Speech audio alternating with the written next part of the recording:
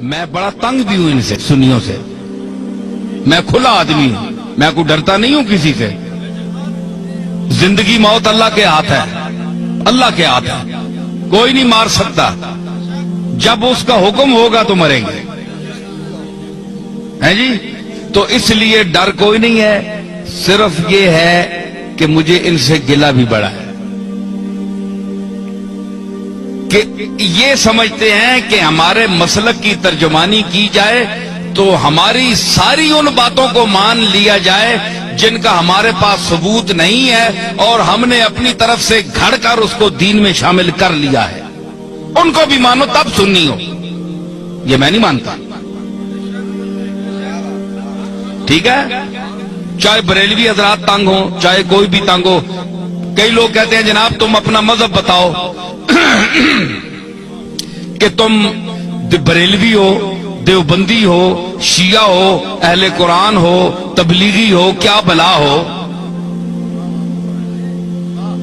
بھائی کبھی بریلویوں کی تعریف کرتے ہو، کبھی ان کو دھر لیتے ہو، کبھی دیوبندیوں کی تعریف کرتے ہو، کبھی ان کو دھر لیتے ہو، کبھی شیعہ کی تعریف کرتے ہو، کبھی ان کو دھر لیتے ہو. تم یہ چکر کیا ہے؟ تم ہو کیا؟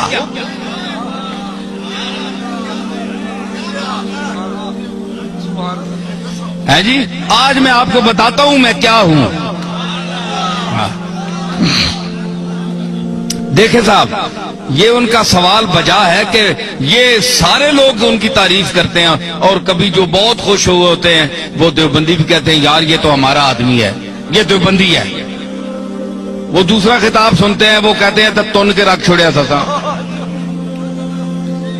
بریلوی کہتے ہیں جناب یہ ہمارا ہے، تو دوسرا خطاب سنتے ہیں اس میں کوئی ان کی بات ہوتی ہے، ان کو دھر لیتا ہوں، وہ کہتے ہیں یہ گیا، یہ تو کچھ بھی نہیں ہے، ہمارا تو نہیں ہے.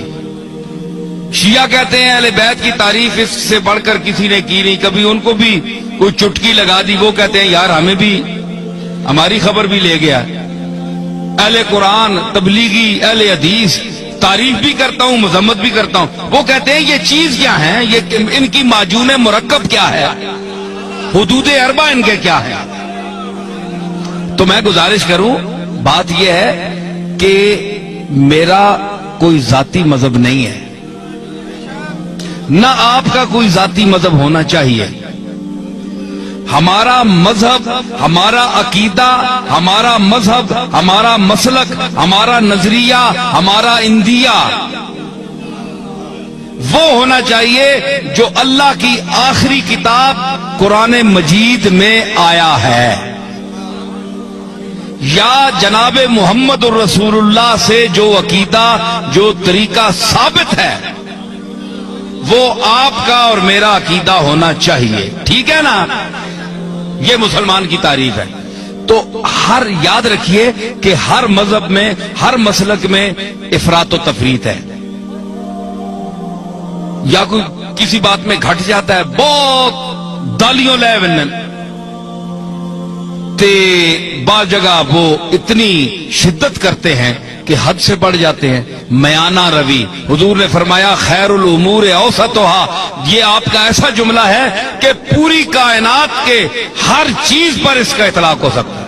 پوری کائنات، ہر عمل، ہر نظریہ، ہر نقطہ، یہ سرکار مدینہ کا وہ ارشاد ہے. میں اس کی تعریف کروں کہ فرمایا کہ ہر چیز میں درمیانہ روی اختیار کرو، ہر چیز میں. آپ اس کو گھر جائیں، اپنے بال بچوں کے ساتھ، بیوی کے ساتھ، والدین کے ساتھ، محلے والوں کے ساتھ برتیں، اور حضور کے اس ارشاد مقدس کو آپ ذہن میں رکھیں کہ ہر چیز میں میانہ روی، نہ حد سے بڑھو نہ حد سے نیچے ہو، درمیان میں چلو. وہ کسی نے کہا نا کہ عزیز اتنا ہی رکھو کہ جی بہل جائے، عزیز اتنا ہی رکھو کہ جی بہل جائے، اب اس قدر بھی نہ چاہو کہ دم نکل جائے. ہر چیز کا ایک طریقہ ہوتا ہے، اعتدال، درمیانہ روی. تو حضرت پیر میر علی شاہ صاحب کو اللہ نے علماء عصر میں امتیاز کیوں عطا فرمایا؟ دیوبندیوں نے کیوں ان کو مانا, شیعہ نے کیوں مانا. رد مرزائیت میں جب میرے دادا وہاں تشریف لے گئے تو سب نے مسلمہ طور پر آپ کو مقتدا اپنا کیوں مانا. آج کون سا پیر ہے پاکستان میں کہ جس کو تمام مسالک کے علماء اور مشائخ اکٹھے ہو کر اپنا پیشوا مانے؟ کوئی ہے آپ کے سامنے آیا؟ نہیں آیا. اس لیے کہ وہ خود معتدل نہیں ہے, وہ پارٹی کا بن گیا ہے, پارٹی کا ہو کر رہ گیا ہے. اس نے کہا ہے کہ اگر میں شیعہ ہوں تو میں نے شیعہ کی حمایت کرنی ہے, چاہے شیعہ غلط ہے میں نے شیعہ کو ثابت کرنا ہے. دیوبندی ہے تو اس نے کہا میں نے دیوبندیوں کو ثابت کرنا ہے چاہے وہ غلط ہی کریں. بریلوی ہیں ان کو میں نے ثابت کرنا ہے چاہے غلط ہی کہیں, میں نے ان کی تائید کرنی ہے. پیر میر علی شاہ صاحب میں یہ خوبی تھی کہ اللہ نے ان کو علم وافر کے ساتھ عقل سلیم بھی عطا کی تھی, اور وہ میانہ روی اور اعتدال حضور کے اس ارشاد کو سامنے رکھتے ہوئے کہ خیر الامور اوسطھا, کہ ہر چیز میں میانہ روی اختیار کرو, حدوں نہ ودو تے حدوں لو بھی نہیں, ٹھلے بھی نہ ہو جو اے تکو نا اے ترکڑی تول لینا تولتے ہیں نا تے او جی وچ لوہا ہونا ہے اساں تکنا ہے دکاندار پئیے ایتھے بالکل جس لے انج آونجے نا سیدھا اس ویلے تولا جو برابر ہونا, انصاف ہے ترازو وچ ہے جی. تے کئی جڑے او تے مولیاں نے پتھر مار چھوڑنے, مار کے میں تکنا رہا ہاں, مولیاں نے پتھر مار چھوڑا یا ایویں سودے نہیں چمک دیتی تو پلڑا انج ہو گیا تو اساں جلدی جلدی پا دیتا. کیوں سرور تکنا ہونا ہے نا. اچھا تو مطلب ہے کہ دھوکہ دے دیا, چکر دے دیا, تو مطلب یہ ہے کہ وہ سودا وہاں جاتا نہیں پورا, صرف ٹچ کر کے اس کو نیچے کر کے چکر دے کے چلے جاتے ہیں. لیکن جو سمجھدار گاہ کو اس کو پتا ہے کہ جب یہ بالکل تول میں صحیح آئے گا نا, انصاف پہ آئے گا, نہ ادھر جھکاؤ ہوگا نہ ادھر ہوگا, تو پھر صحیح تلے گا. اس کو کہتے ہیں اعتدال, درمیان میں نہ ادھر نہ ادھر. تو آپ بتائیں کہ سودا وہ صحیح تلتا ہے نا جو اعتدال پر ہو, جسے اس کے آنے جی ترکڑی نہ ہو, کنڈا صحیح تولتے درمیان کھلوتا ہو, اور صحیح سودا تلنا ہے. پیر میر علی شاہ صاحب کے میزان علم پر وہ کنڈا جو صحیح ہے اس پر ہر وہ سودا تلتا ہے, اور جو غلط ہو زائد ہو وہ ادھر ادھر ڈول بننا ہے, ختم ہو بننا ہے. لوگ آ رہے جناب پیر صاحب عجیب آدمی ہے, کسی کو انہوں نے کافر نہیں کہا, کسی کو مشرک نہیں کہا, کسی کے خلاف فتویٰ نہیں دیا, سب کو کہتے ہیں مسلمان ہیں, لیکن یہ ذرا ٹھیک کر لو, یہ ٹھیک کر لو, یہ غلط ہو تم, یہ غلط ہو, یہ ذرا ٹھیک ٹھاک کر لو, باقی تم ٹھیک ہو. پیر میر علی شاہ صاحب یہی کہتے ہیں نا. تو ہمارے یہ آج کے بعض بریلوی حضرات یہ کہتے ہیں جناب کہ انہوں نے اتنا علم ہونے کے باوجود انہوں نے کیوں کسی کو کافر نہیں کہا, دیوبندیوں کو کافر کیوں نہیں کہا پیر میر علی شاہ نے, اتنا بڑا عالم ہے, اور دوسرے لوگوں کو کیوں نہیں کہا؟ بھائی کوئی کفر کی بات سامنے آئے تو کافر کہیں, ان کی تصانیف آپ پڑھیں تو یہ اتفاق کے ساتھ بالاتفاق یہ بات جو ہے یہ آپ ذہن میں رکھیں کہ چاہے بریلوی ہو, چاہے دیوبندی ہو, شیعہ ہو, کوئی بھی ہو, اگر اس کے دل میں اس کے زبان سے ایسا جملہ نکلتا ہے جو رسول اللہ صلی اللہ تعالی علیہ وسلم کی گستاخی پر مبنی ہے, وہ حضور کو لوگوں کی نظروں سے گرانا چاہتا ہے, وہ دائرہ اسلام سے خارج ہے. ٹھیک ہے, باقی ہمارے بزرگوں کو نہ ماننے والا کافر نہیں ہوتا. ٹھیک ہے نا جی, ہمارے بزرگوں کو نہ مانے, کوئی داتا صاحب کو نہ مانے, وہ اللہ خود ہی منوا لے گا, وہ خود ہی پکڑے گا. اگر اللہ کے مقبولوں کے ساتھ کوئی زبان درازی کرتا ہے تو اللہ بڑا غیرت مند ہے, وہ نہیں چھوڑتا.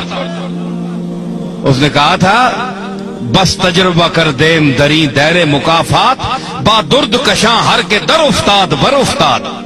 حافظ نے کہا کہ ہم نے اس دائر مکافات میں بڑا تجربہ کیا ہے. یہ دائر مکافات ہے نا, بدلہ یہی مل جاتا ہے انسان کو, جو کسی کا حق دبائے, جو یتیموں کا مال کھائے.